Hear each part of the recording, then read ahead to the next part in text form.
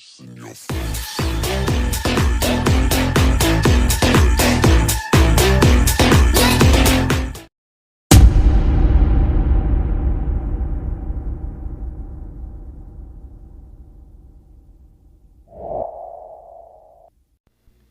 Olá pessoal, sejam bem-vindos ao canal Memória de um Passado Oficial. Eu tô trazendo algumas notícias para vocês e vou falar para vocês agora de uma notícia que vai impactar aos brasileiros. Vamos lá, pessoal? O Brasil registrou nesta sexta-feira, dia 29, a primeira morte por varíola do macaco, a chamada conhecida como monkeypox, fora do continente africano. A vítima é um homem que estava internado em um hospital em Belo Horizonte, Minas Gerais. Segundo o Ministério da Saúde, ele tinha imunossupressão. Trata-se de um paciente do sexo masculino de 41 anos com imunidade baixa e comorbidades, incluindo câncer, linfoma, que o levaram ao agravamento do quadro.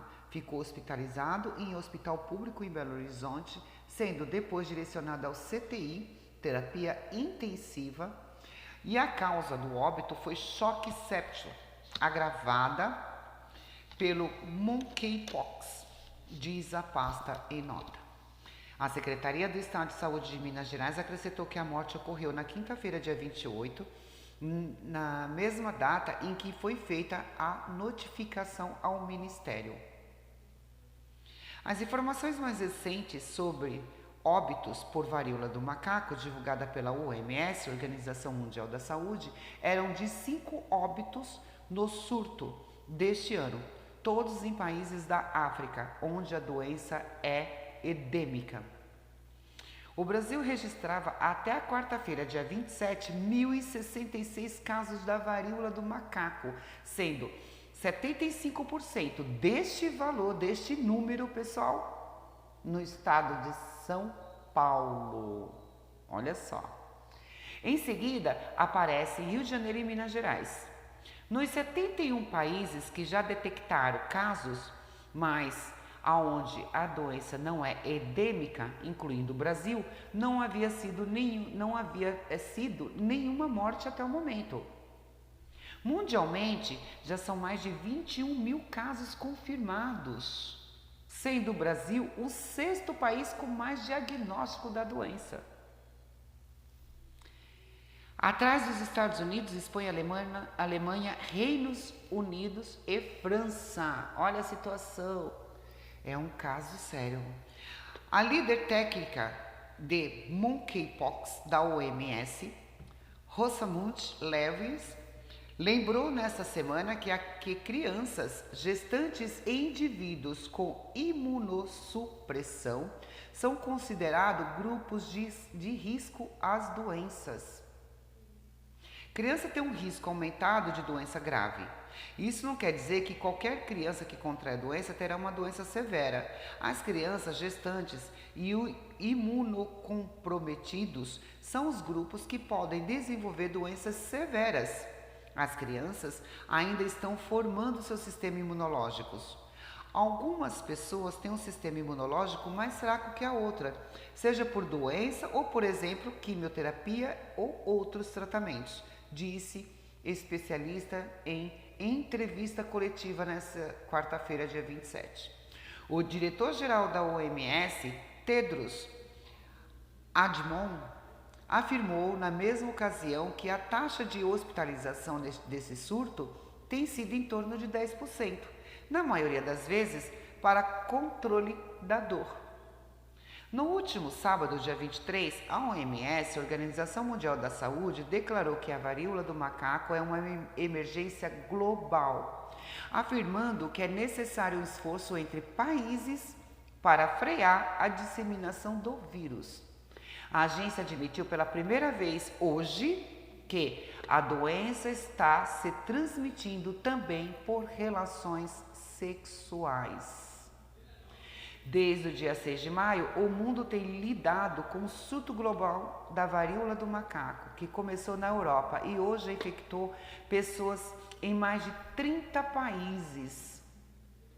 Teoricamente, essa doença não deveria causar tanta preocupação nos pesquisadores, uma vez que ela é altamente conhecida.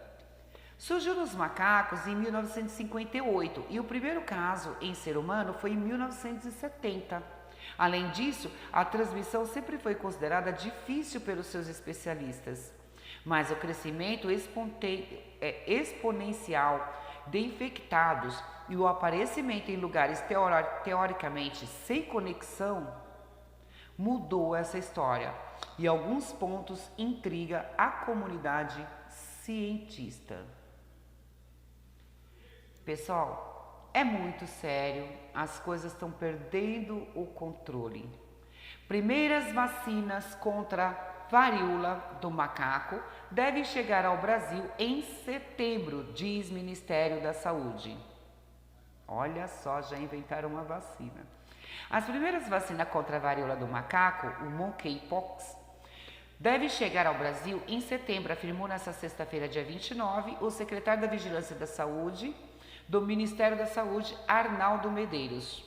Os imunizantes são fabricados pelo laboratório dinamarquês Bavarian Nordic e serão adquiridos pelo governo brasileiro por meio das OPAS, Organização Pan-Americana da Saúde.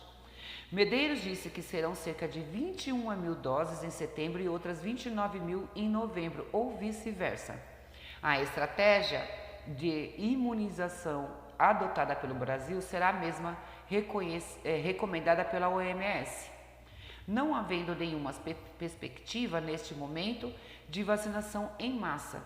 A OMS não preconiza uma vacinação em massa, então a gente não está falando em campanha de vacinação, como nós falávamos, por exemplo, para a Covid-19. São vírus absolutamente distintos. É uma clínica absolutamente distinta, um contágio diferente, uma letalidade diferente, explicou o secretário em entrevista coletiva nessa tarde. Os imunizantes serão direcionados a profissionais de saúde que tenham contato com as amostras de lesão de paciente e também com contato próximo de pessoas com diagnóstico da doença. A vacina não possui registro na Anvisa, a Agência Nacional de Vigilância Sanitária, mas Medeiros lembrou que o órgão regulador criou uma força-tarefa nessa semana. Por aí, eu não estou entendendo.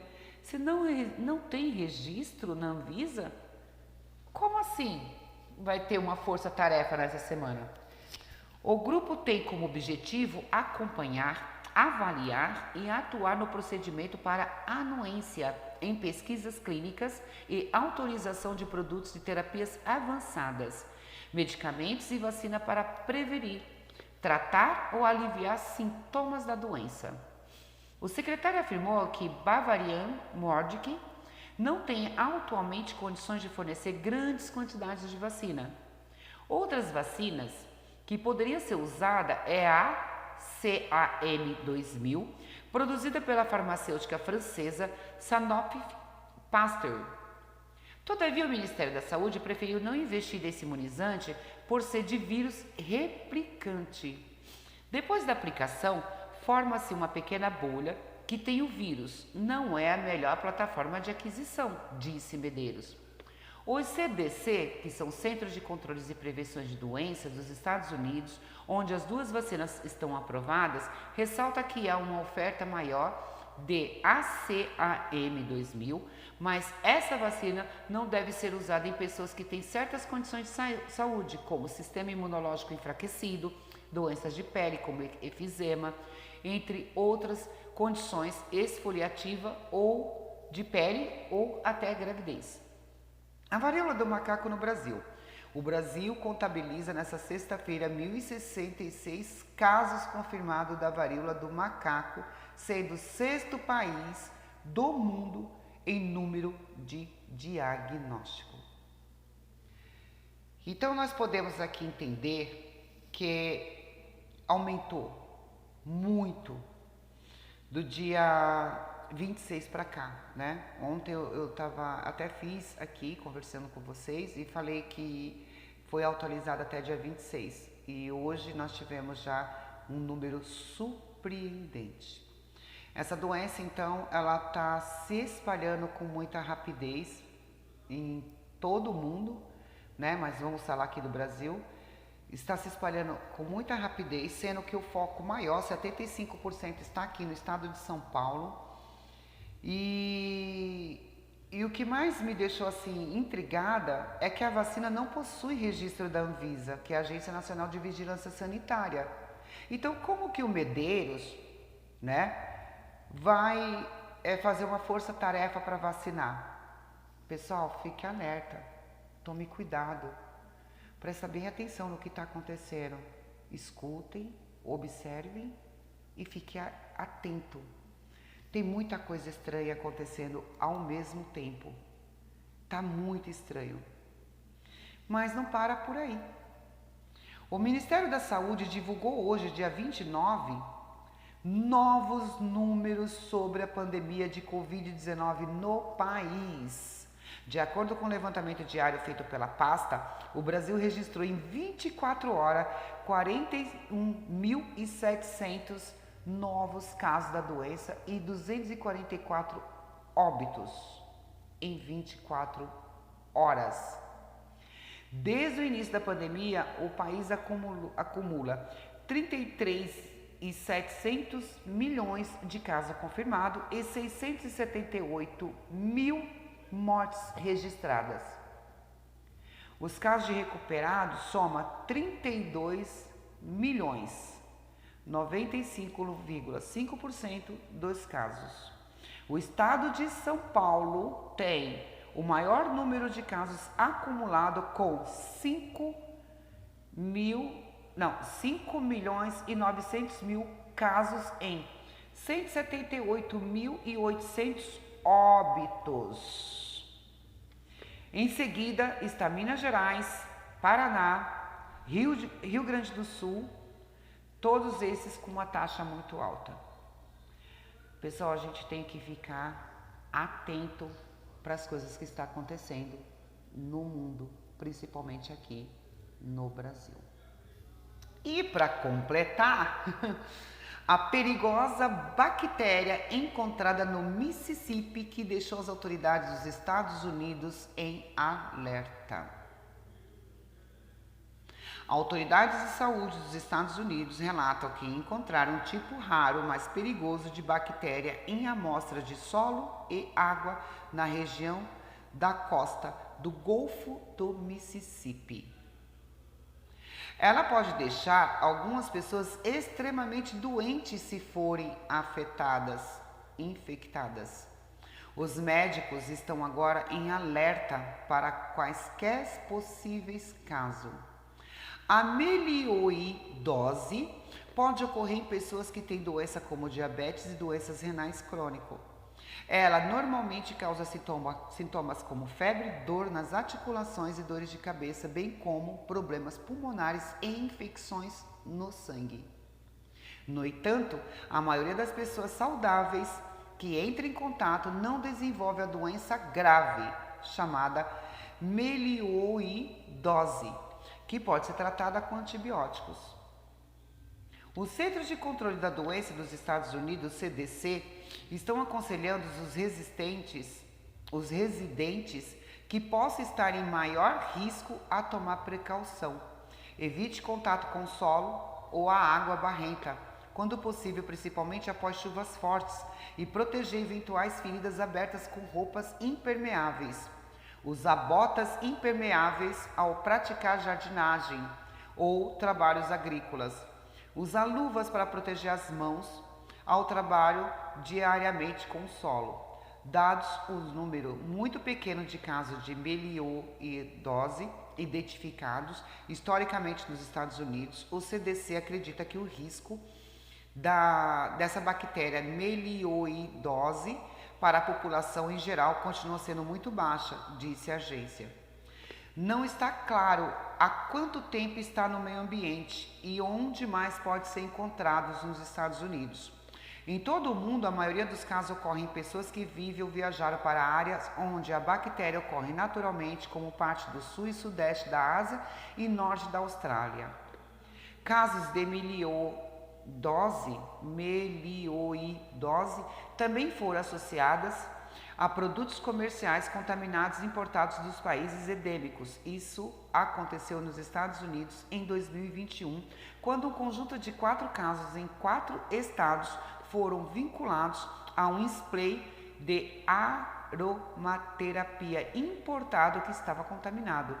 A investigação do solo no Mississippi foram motivadas por 2 casos de melioidose em pessoas que não se conhecem e que vivem na região nos últimos anos. A disseminação de pessoas para pessoas é extremamente rara. Autoridades de saúde testaram amostras de solo e água dentro e ao redor das casas de ambos dos pacientes. 3 das amostras tiveram resultados positivos para a bactéria, sugerindo-se que o micro-organismo está presente na área desde pelo menos 2020. É estranho, né, pessoal? Vocês viram aí? Era só lá, né? Vamos continuar. Ceará, Brasil. A melioidose já foi identificada no Brasil.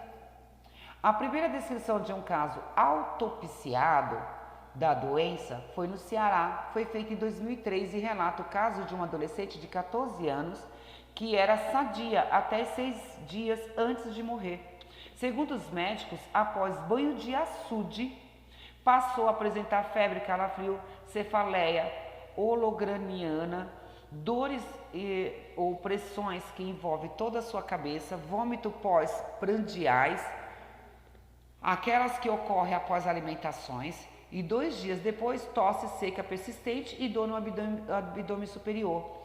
Depois evoluiu rapidamente com hipotensão, insuficiência respiratória e renal, acidose metabólica, choque séptico e óbito. O relato aponta ainda que 2 irmãos também morreram, os primeiros 2 dias antes e o segundo 2 dias depois, com quadros clínicos semelhantes, todos apresentando uma broncopneumonia grave com sepse, infecção generalizada.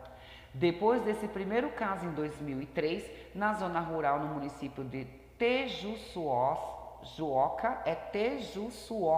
Ceará, outros casos foram registrados segundo o governo estadual. Em uma nota técnica em 2017, as autoridades estaduais alertaram que a melioidose simula outras doenças infecciosas e dizem que o diagnóstico e o tratamento deve ser precoce, uma vez que a doença tem letalidade elevada, pessoal. Elevada. Então, nós estamos tendo aí várias novas doenças, várias novas bactérias, milhares e milhares e milhares de novos problemas, situações assim que a gente não esperava, que está acontecendo de uma forma muito rápida, muito evoluída. E aí eu volto a perguntar para vocês, será mesmo que isso não tem nada a ver com a nova ordem mundial? Fica aí para vocês pensar. E agora vou estar sempre passando aqui umas matérias relevantes para vocês, aquilo que eu acho que é de mais importante e interessante dentro do meu canal, tá? Aí nós vamos fazer Jornal com Djan Ruda, tá bom, pessoal? Tenham todos uma ótima noite, um ótimo dia, uma ótima tarde e até as próximas notícias no Jornal com Djan Ruda, no Memória de um Passado Oficial. Boa noite, até mais.